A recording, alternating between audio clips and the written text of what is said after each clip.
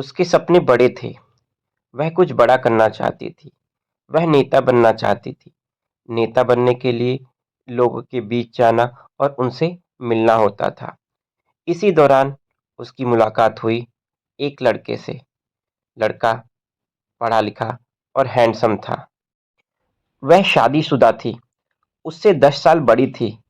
पर क्या फर्क पड़ता है। इश्क तो इश्क। और इसी इश्क ने उस अंजाम तक पहुंचा दिया कि वह नेता बनते बनते कैदी हो गई, जेल में पहुंच गई। महिला का नाम होता है सुमित्रा मीणा। वह छत्तीसगढ़ के झाबुआ की रहने वाली होती है।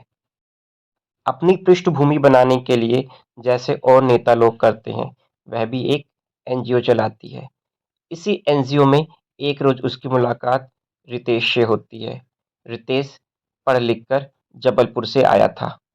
रितेश ने एनजीओ मैनेजमेंट में डिप्लोमा किया था। अच्छा राइटर था।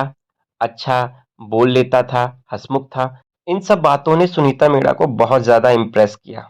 सुनीता मीणा को काम के सिलसिले में अक्सर उससे मिलना होता था और यह मुलाकात कब प्यार में बदल गई, सुनीता मीणा को पता ही ना चला। सुनीता मीणा को उससे प्यार हो गया।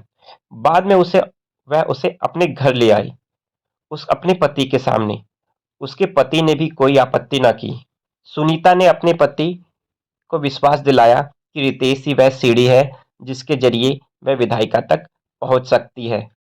उसने अपने पति से वादा किया कि एक पत्नी के रूप में उसे उससे जो चाहिए वह सब कुछ उसे मिलता रहेगा।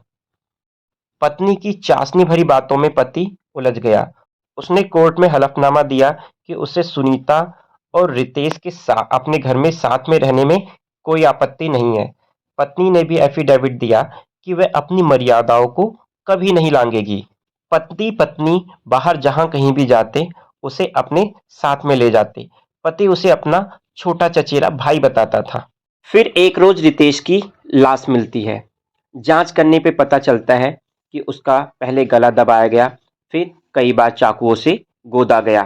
पुलिस जब और तफ्तीश करती है तो रितेश के फोन में महिला और रितेश की प्राइवेट फोटो मिलती हैं। इसके अलावा उनकी चैट्स भी होती हैं। और जांच करने पर पता चलता है कि सुमित्रा ने रितेश के डॉक्यूमेंट्स को अपने कब्जे में ले रखा है। रितेश नौकरी छोड़कर जाना चाहता था। पुलिस एक ही दिन में केस को हल कर लेती है और गिरफ्तारी के लिए सुमित्रा के घर पर दबिश देने जाती है।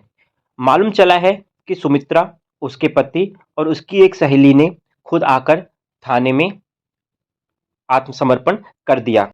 पति क्यों इन्वॉल्व हुआ, सहेली क्यों इन्वॉल्व हुई? पता चला कि पति राजू, जो शुरू में सुमित्रा और रितेश के रिश्ते के खिलाफ नहीं था, वह धीरे धीरे उनके रिश्तों से आजिज आ गया, क्योंकि रितेश राजू से सुमित्रा को दूर किए जा रहा था। उसने रितेश को सुमित्रा से दूर करने के लिए एनजीओ में ही काम करने वाली एक लड़की को रितेश के साथ इन्वॉल्व करना चाहा। रितेश उस लड़की के साथ इन्वॉल्व तो हो गया, पर उसने सुमित्रा का पीछा ना छोड़ा।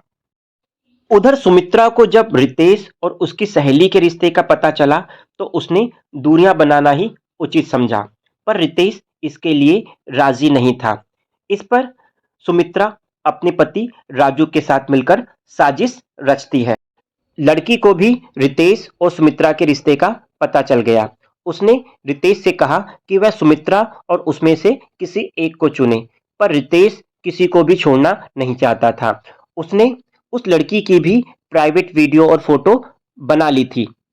लिहाजा तीनों ही रितेश से परेशान हो गए और तीनों ने मिलकर रितेश को अपने रास्ते से हटाने की साजिश रच डाली। अब तीनों मुजरिमों पर ट्रायल कोर्ट में मुकदमा चलेगा। फैसला क्या होगा ये वक्त बताएगा।